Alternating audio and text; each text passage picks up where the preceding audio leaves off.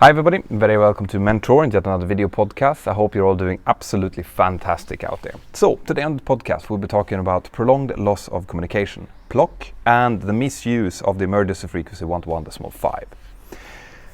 So what is a PLOC event? Well, a PLOC event basically is when an air traffic control unit is trying to reach an aircraft and cannot do so. And that happens over a prolonged period of time. So normally is when it's more than 5 minutes or more than 10 minutes, depending on which country this happens in.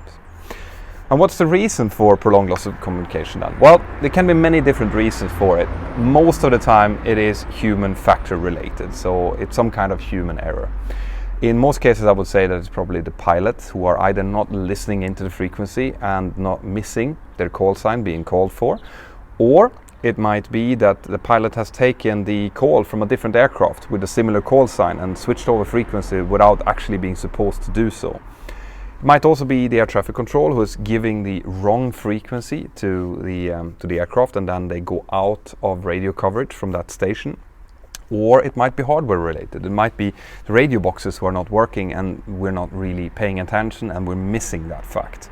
In any case, a prolonged loss of communication event is a security threat, and it has to be reported and it has to be investigated. So this is something that we go to great length to try to avoid.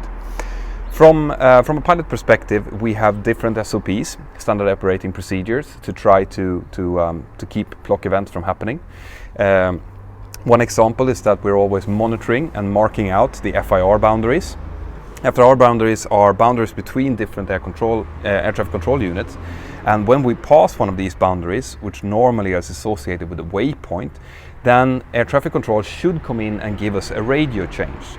So we put that FIR boundary into the fix page in our FMC CDU, and when we pass that, if air traffic control hasn't called us, well then we call them up and do a radio check, and if they've forgotten about us, well that will prompt them to give us the next frequency and we'll continue moving on.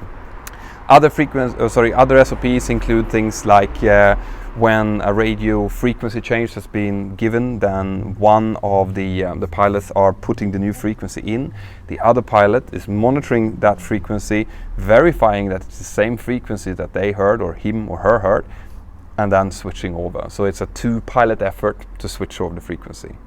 We are always monitoring the frequency very closely. I've received loads of questions on the channel whether or not you can watch movies, listen to music, read books and stuff like that. And the answer to that is that no, most of those things we cannot do because we have to be constantly aware that someone might be calling us, which is why we don't do things that takes our attention away from the job in itself, especially not during critical phases of flight. Another SOP that we are using is that we are always monitoring the emergency frequency. Now, the emergency frequency is 121.5 megahertz, and that is used to monitor for example, emergency calls from aircrafts, interception calls from military traffic, search and rescue, and ELT signals. Okay, those are the areas that 121.5 is supposed to be used for. Okay, so what we tend to do is we have our primary frequency set on our COM1, our first radio box, and on our secondary radio box we put 121.5 on listening watch, which means that we have the volume turned up a little bit less than the normal frequency so that we can hear if anyone is trying to call us or if there's any distress call that might need to be relayed. Right, so this is what we do. We're sitting there and we're listening to them. Now, like I was saying in the beginning of the video, I wanted to talk about the misuse of 121.5 because this is a tendency that I have noticed during the last couple of years. There's been increasing amount of unnecessary calls on 121.5. And when I say unnecessary calls, they are really unnecessary, guys. Like I hear almost every day that I'm flying over certain parts of Europe, people are transmitting animal sounds, or they're calling out random names like Franco or something like that, just out of the blue, and then people are responding to it, and there's inevitably someone who says you're on guard, and then it continues, and it becomes like mismatch of loads of completely useless radio calls. Okay, now I cannot overemphasize how disturbing I find this. Okay, we are professional pilots flying aircraft at high speed with loads of passengers on board who are depending and counting on our professionalism. So the fact that you would have people transmitting animal sounds on an emergency frequency is in itself very disturbing. But if you look at it even further, you realize that what happens is that all of us who are sitting there, when someone is doing these things on 1215 and just making noise, we all have to sit and listen to that. Okay, and what tends to happen then, after a while, after a few minutes of this going on, is that people turn down the volume on 1215. Now, what do you think will happen when one of those aircraft who's turned down the volume has a PLOC event, goes out of radio reach of the air traffic control unit? The air traffic control unit is trying, which they always try to do, to call on 1215 to see if, you know, if there's been a mistake, a change of frequency or whatever. But now, because of all of this noise, the crew have turned down the volume on 1215 and they cannot hear their call sign. All right. What is going to happen then is a serious PLOC event.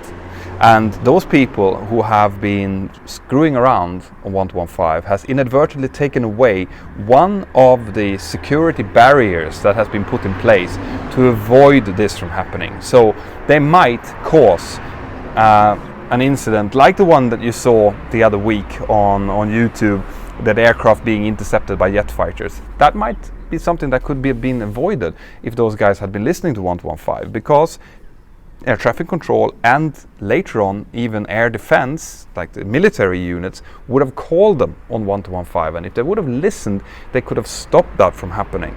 So please guys, if you see someone, even if they think that it's funny what they're doing, it is not. All right, it is just not. We have to be more professional than that. Do not screw around on 1215. I beg you.